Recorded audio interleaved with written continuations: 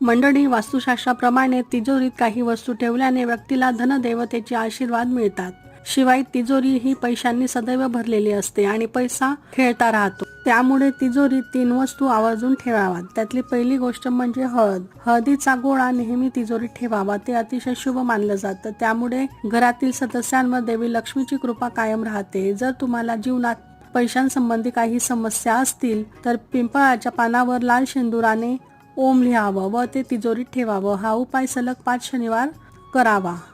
यामुळे धनाशी संबंधित सर्व प्रकारच्या समस्या या दूर होतात. त्याचबरोबर पैसे आपल्या तिजोरीत राहत नसतील, टिकत नसतील तर सर्वात मोठं कारण तिजोरीचा रंग देखील असू शकतो. म्हणून वास्तुशास्त्रानुसार तिजोरीचा रंग आतील बाजूस लाल असावा. त्यामुळे पैसा खेळता राहतो. त्याचबरोबर तिजोरीवर नेहमी कुंकवाने स्वस्तिक हे काढलेलं असावं. स्वस्तिक हे शुभतेचं आणि भरभराटीचं प्रतीक मानलं जातं.